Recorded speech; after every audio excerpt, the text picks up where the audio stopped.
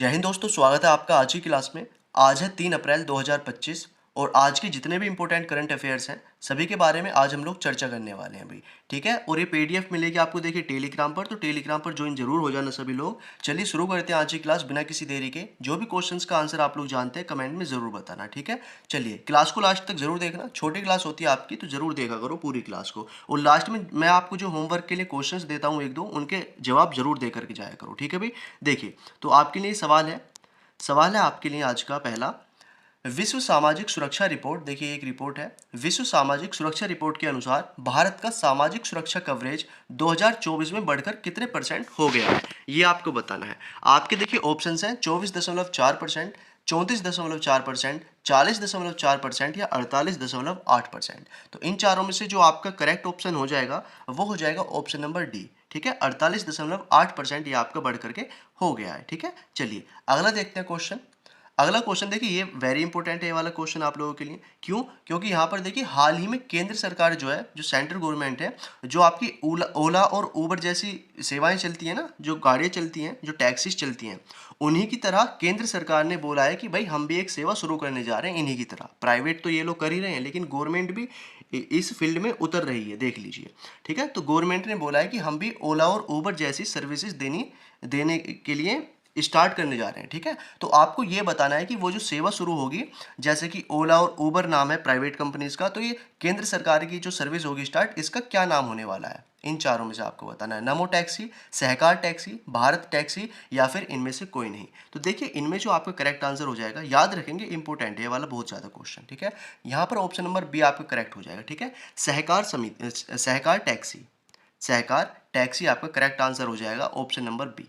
ये केंद्र सरकार ने बोला है कि हम ओला और उबर जैसी सेवा शुरू करने जा रहे हैं, इस नाम से करेंगे। ठीक है, चलिए याद रखेंगे इस क्वेश्चन को। अगला देखिए, हाल ही में कौन सी राज्य सरकार पहला तेंदुआ सफारी स्थल विकसित करेगी, ये आपको बताना है।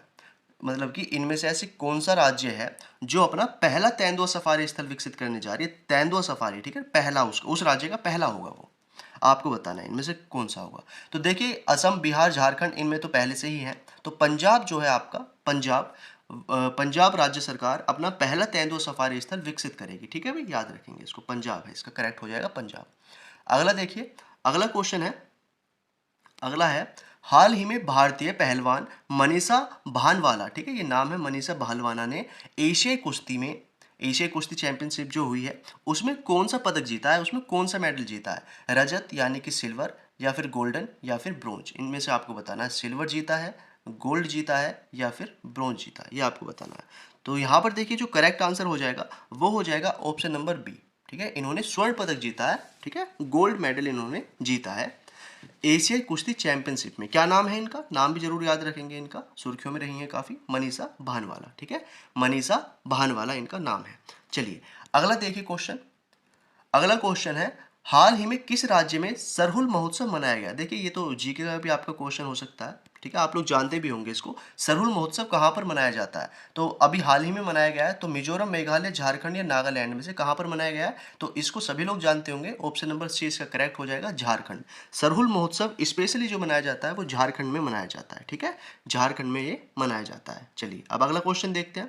भाई लाइक कर दीजिए क्लास को, साथ ही साथ लाइक करते चला करो भाई, क्लास को लाइक वगैरह कर दिया करो, और पहली बार हो तो चैनल को सब्सक्राइब भी कर दिया करो। तो लाइक सब्सक्राइब चलते रहने चाहिए आपके। ठीक है, चलिए तो देखिए अब ये क्वेश्चन है आपका, हाल ही में प्रधानमंत्री नरेंद्र मोदी द्वारा महाराष्ट्र के किस शहर में माधव नेत्रालय प्रीमियम सेंटर का शिलान्यास किया गया, ये आपको बताना। मतलब कि यहाँ पर आपको ये जो हॉस्पिटल है, ठीक है, इस हॉस्पिटल का, या फिर यानी कि प्रीमियम सेंटर एक हॉस्पिटल ही है ये। ठीक है, तो इसका नाम भी आपको जरूर ध्यान रखना है, ये पूछा जा सकता है कहीं भी।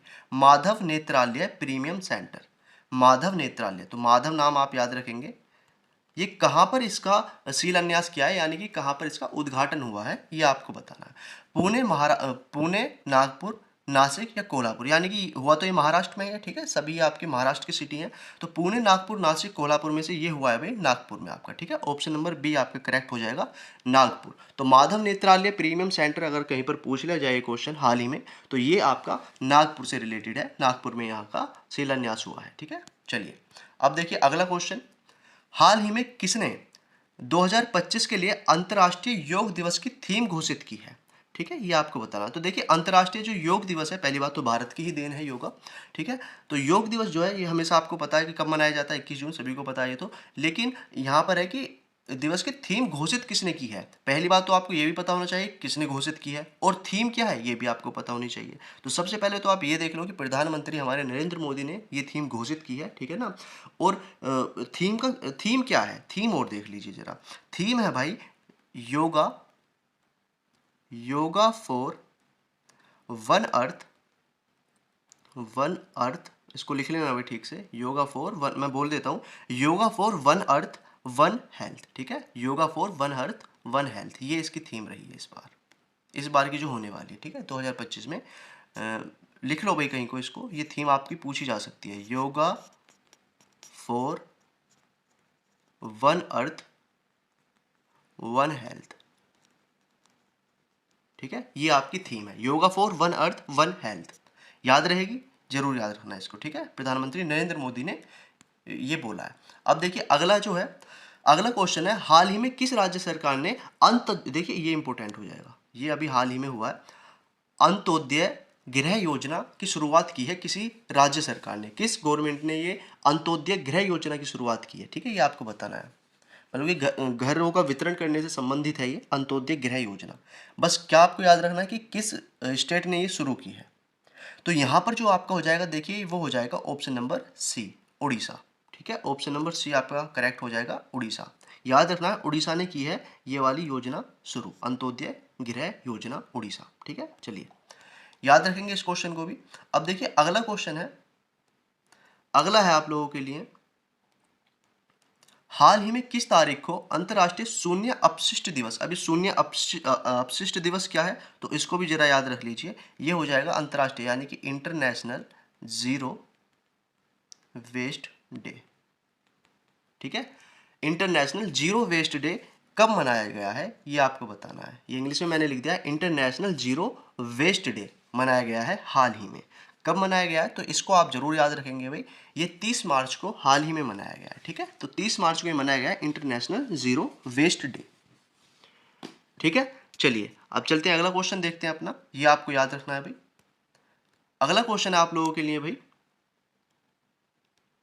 हाल ही में कहा source x India, source x India, source x India,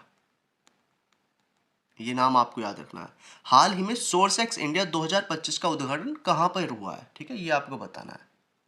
तो ये जो आपका हुआ है सोर्स एक्स इंडिया का उद्घाटन, वो हुआ है हमारी राजधानी नई दिल्ली में, ठीक है। नई दिल्ली में इसका उद्घाटन हुआ है सोर्स एक्स इंडिया का। याद रखेंगे सोर्स एक्स इंडिया पूछा जा सकता है आपसे, और आएगा भी यही कि कहां पर इसका उद्घाटन हुआ है, तो नई दिल्ली में इसका उद्घाटन हुआ है भाई, ठीक है, याद रखेंगे।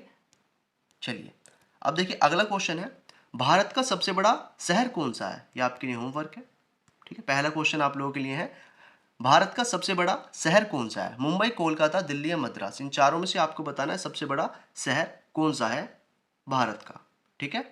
चलिए एक तो आपके लिए ये है होमवर्क, और एक है आप लोगों के लिए ये वाला, ये है स्वतंत्र भारत के प्रथम गवर्नर जनरल कौन थे। देखिए यहाँ पर एक आपको थोड़ा समझना है इस क्वेश्चन को, ठीक है।